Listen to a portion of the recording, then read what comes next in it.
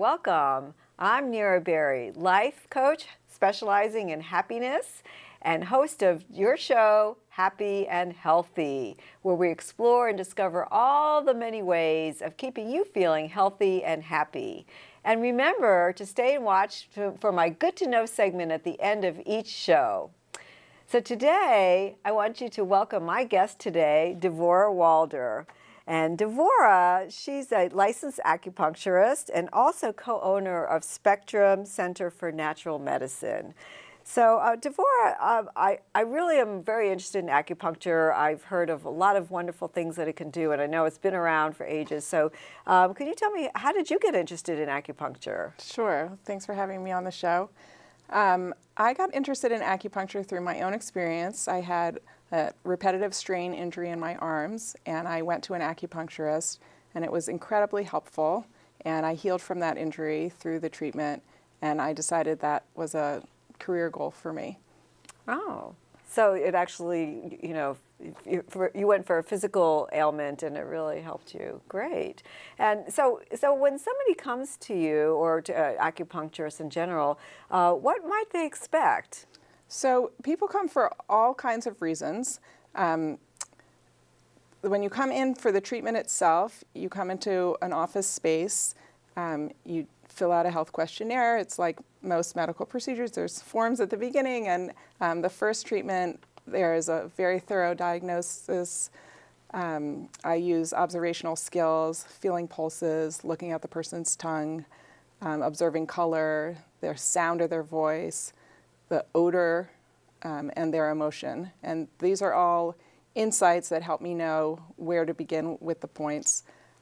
One thing that I always like to tell people right at the beginning is to dispel any myths around it being hurtful, or why would you put needles? Why would that be helpful in any way? So if it's all right, I'll show you. Sure. So this is a typical set of acupuncture needles. They're sterile, single-use needles. They're extremely thin. They're about the thickness of 2 hairs, and they're solid. So what happens when they're inserted is they actually slip between the tissue, and it is not uncommon for a person to ask, did you put it? Yeah. You did? And there it is. So it's because they didn't actually feel it. Right. People say, well, does it hurt? And then once the points are in, one of the major differences between a hypodermic needle, which is thicker and has a hole and actually adds something to your body, some kind of medicine, acupuncture contacts your energy that already exists inside of you. So it helps you feel more like yourself. It helps the body, which is always trying to be well and healthy, have more access to that with greater ease. So that's the main tool. There are times that I do non-needle technique. I work with children and elderly at every age in between. So with children in particular, sometimes they love the needles and it's not a big deal to them at all. And other times, maybe they work up to that, or we do non-needle techniques. So sometimes I'll use a tool like this to, for example, here's a pressure point. I might stimulate the point, something like this. I have a variety of different tools that can be used similarly. Also this. And so what are some of the ailments that people might come into, like whether or not they're children or adults or seniors? Sure. Can you give me some examples? Absolutely. Some of the main things that I tend to see are people who have anxiety, having difficulty focusing, sometimes pain conditions, post-surgical or pre-surgical. In the Western world, we're usually accustomed to waiting till something breaks down and then trying our best to fix it. And in an ideal world, we would be prepared for that thing and prevent it as best we can. So I get a combination of people who are coming in to boost their immunity, to feel their best, to improve things that are already going well, and people that have things that maybe are a little or a lot off and are looking for support around that. What I love, I'll give an example of a patient who had chronic migraines. And this individual, a female, primarily was having them cyclically once a month, and sometimes also related with the weather.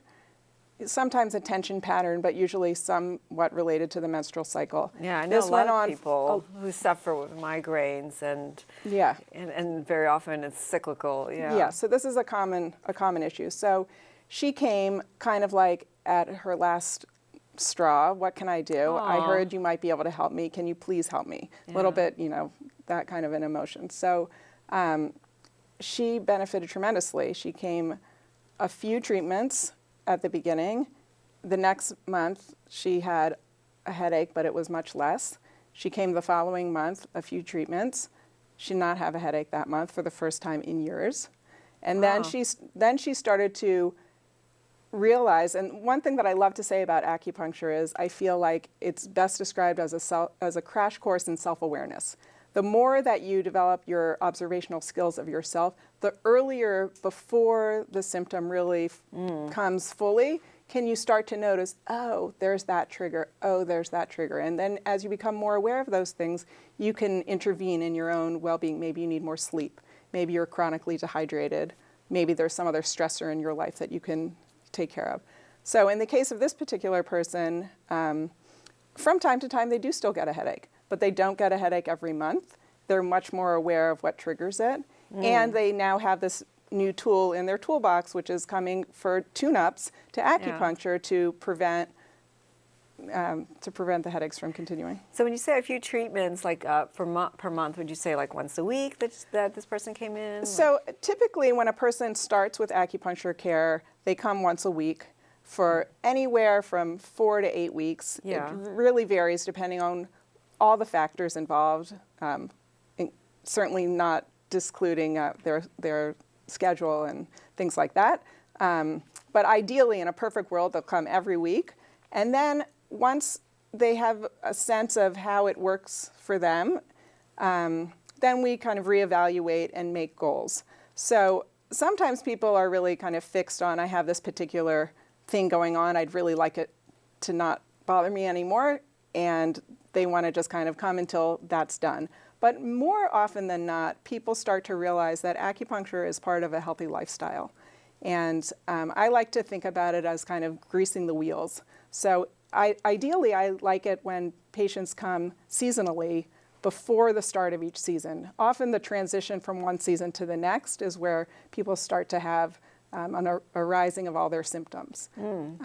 And so if a person can come in preventatively or preparatorily, which is even my favorite way to say that, they can really do a lot to boost themselves and kind of be ready to move into the next season without as many issues. And I like that what I really wasn't aware of is how you can just even boost your immune system Yes. with acupuncture. Yes. And it's not just specifically for ailments. Correct. Just even for that. Correct. And that's a preventive thing. That's very useful. Yes. So what other have you had any unusual cases or things that you've helped or surprising things? Sure. Well, one thing that's very rewarding is how useful acupuncture can be in boosting fertility. One of the things that acupuncture does really well is help harmonize and regulate the menstrual cycle. And frequently, when a person is attempting to become pregnant and having difficulty with that, obviously there are many factors involved, and it's not a cure-all, it's not one size fits all. But there are many cases where, the person is sort of at the end of their line, is this going to happen for me? What else can I do? And they, for whatever reason, stumble upon acupuncture. And when they then have a boost in regulating the menstrual cycle and find themselves pregnant, it's extremely rewarding. Yeah. So it must be very rewarding. It's exciting to be able to help people reach their health goals. That said, it's not one size fits all. It's not a cure-all. It's a wonderful thing that there's always some health benefit, whether it is necessarily what the person came in the door for or something that maybe takes them a little bit by surprise. Maybe now they're sleeping better.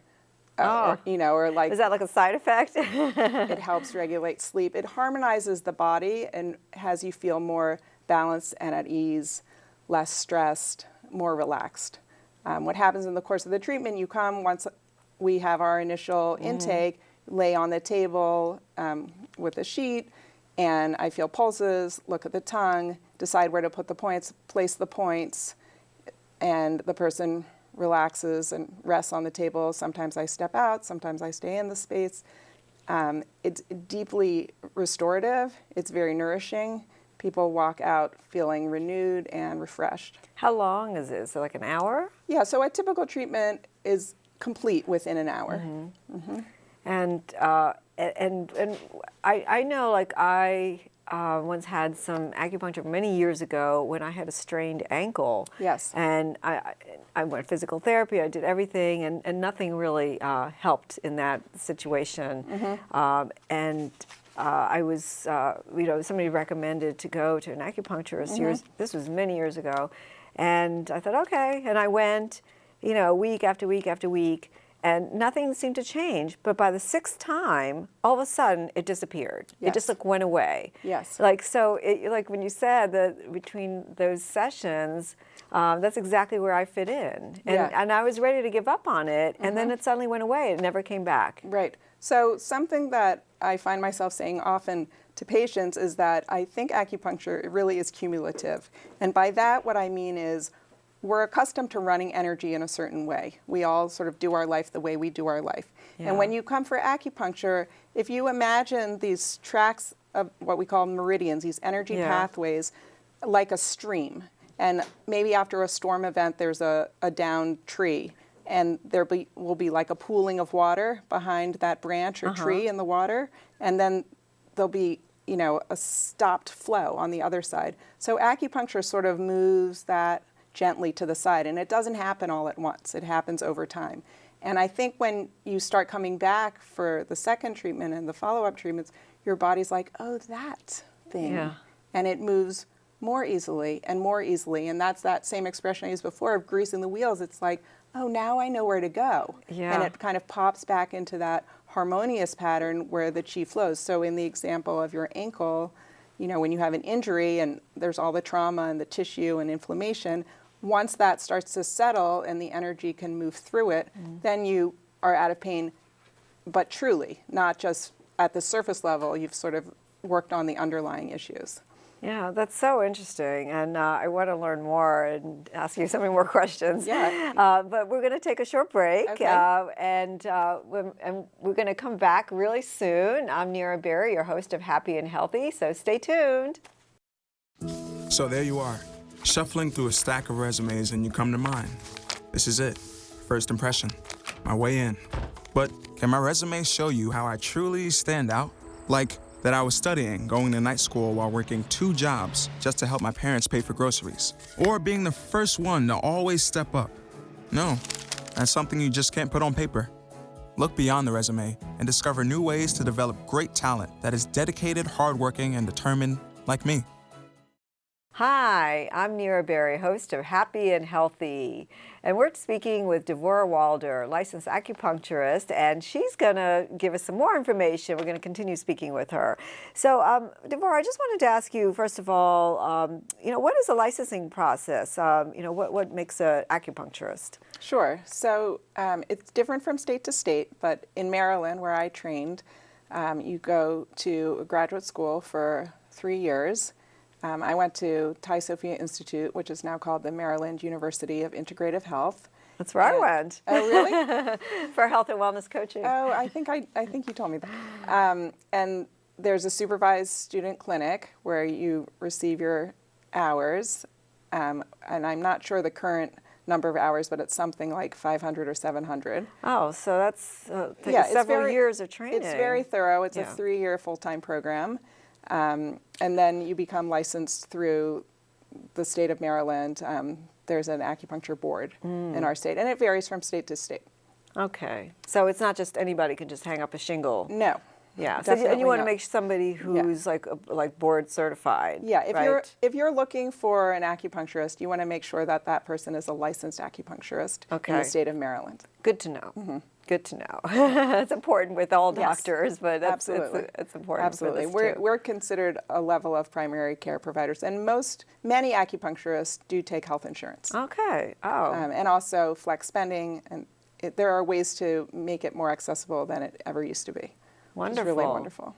So you spoke about a few different things like the energy and the pulses and acupressure. And so, first of all, what is the difference between acupressure and acupuncture? It's a great question.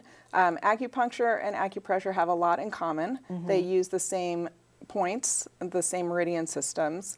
The difference is the tool. So for acupuncture... well, first of all, what is a meridian system? Can you just explain that just real fast? Certainly. So this idea of a meridian system is this concept that we have channels of energy that run through our whole body, and that the different channels correlate with different primary organ systems, and some additional systems that are not really talked about in Western medicine, things like the triple heater, which has to do with how we circulate warmth, the way that we think about the pericardium in Western medicine as a case and covering for the heart.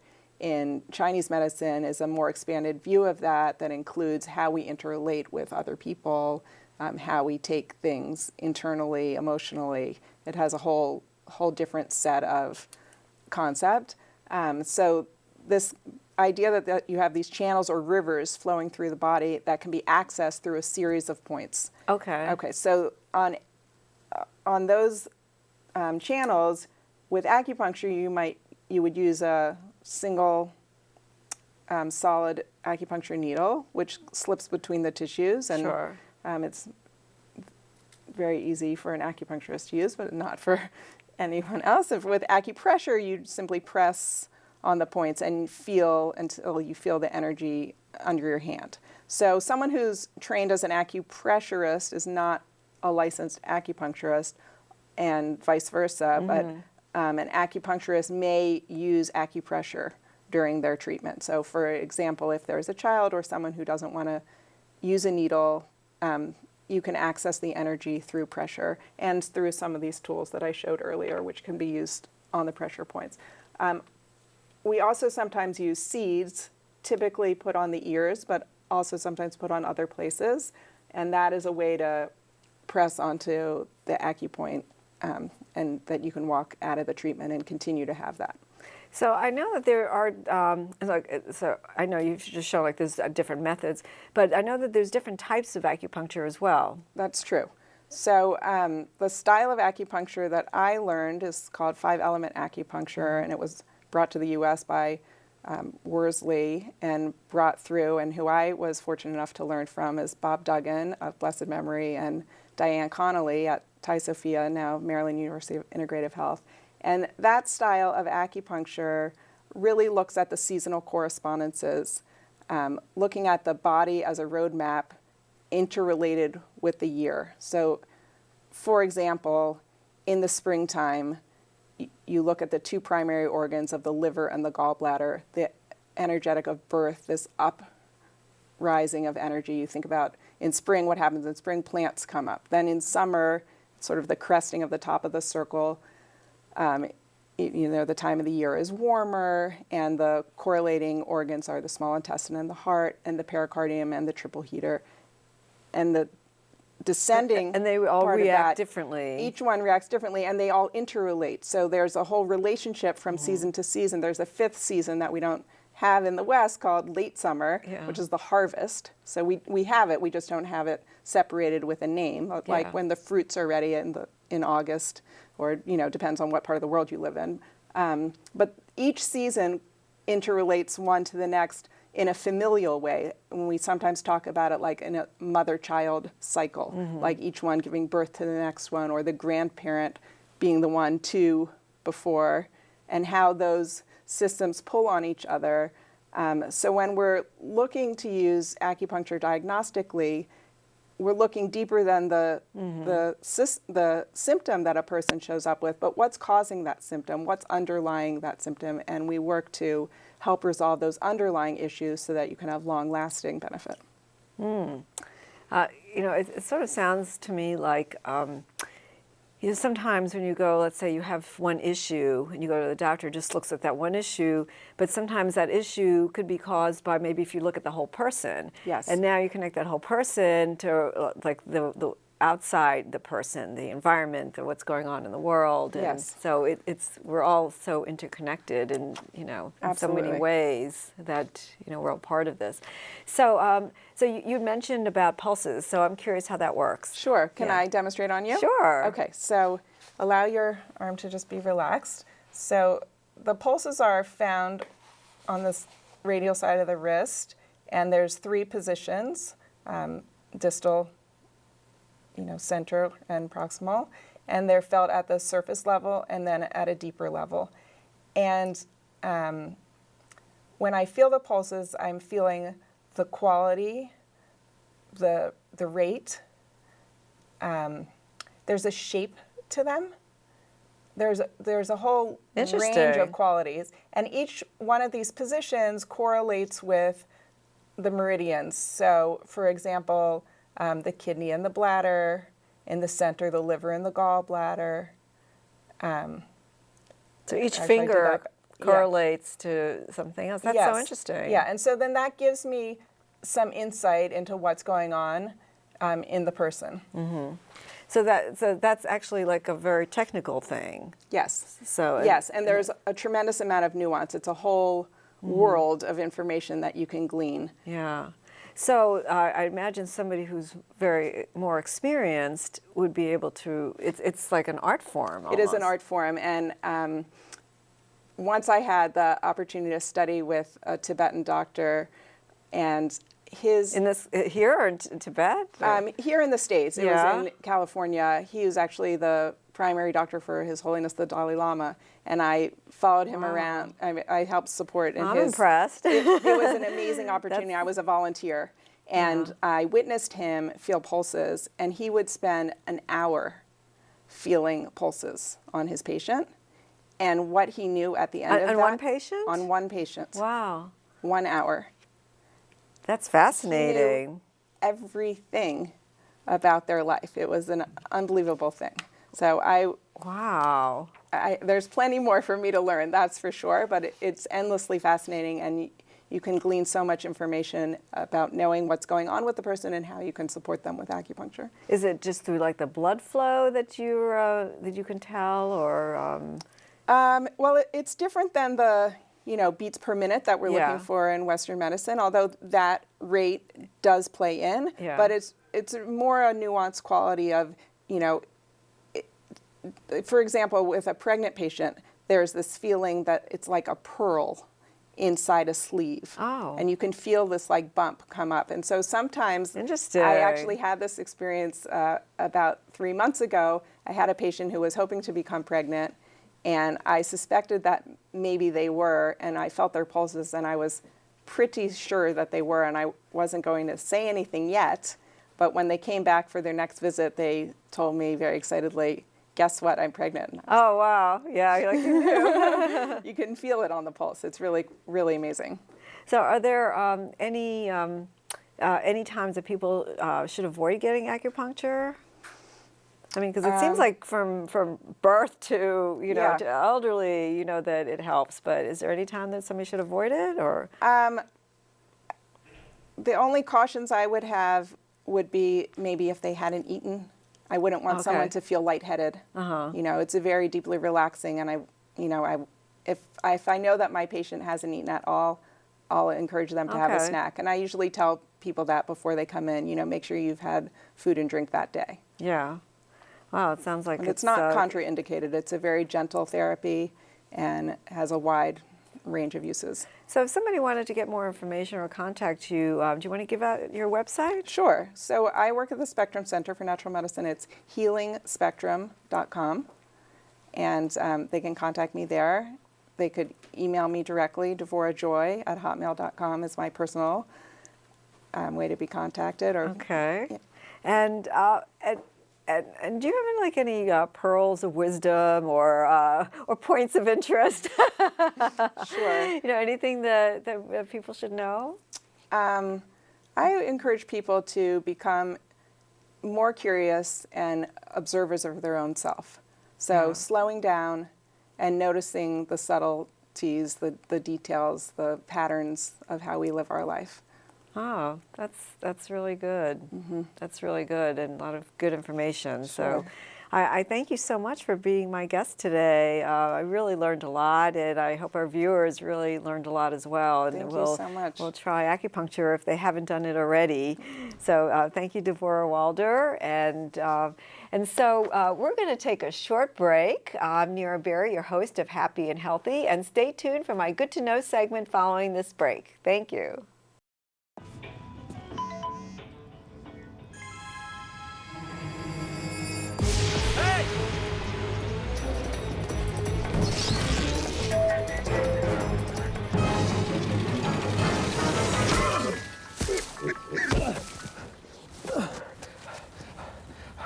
So, same time next week? Well, of course. Put away a few bucks, feel like $1 million. For free tips to help you save, go to Feed the Pig.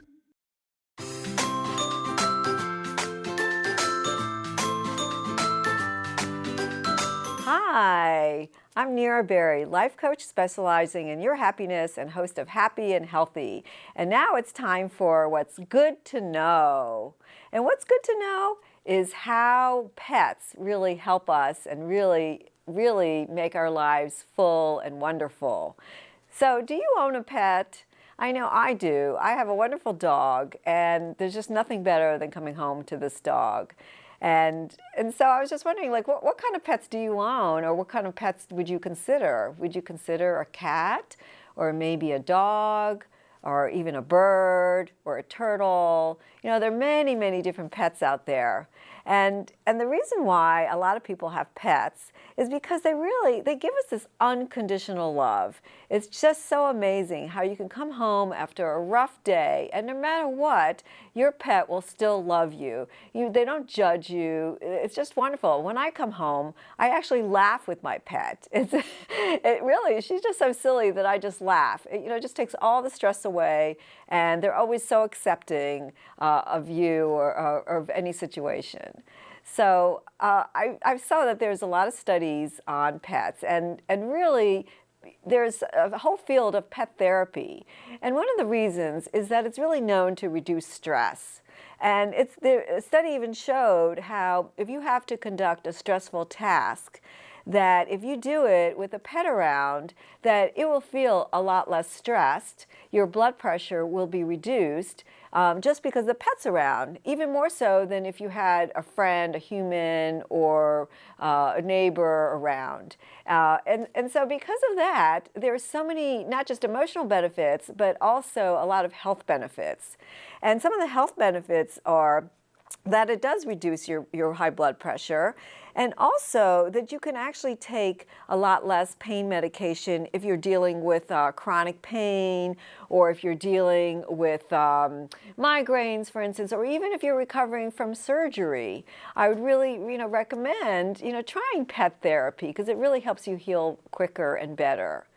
And even now, pets are being used in pet therapy with soldiers that are coming back from war, or coming back from any kind of action that they may have seen overseas, and they may have PTSD. And pets are very therapeutic for that, whether or not that the pet is unconditionally accepting, or whether or not they can just be themselves around pets. But that's really been shown.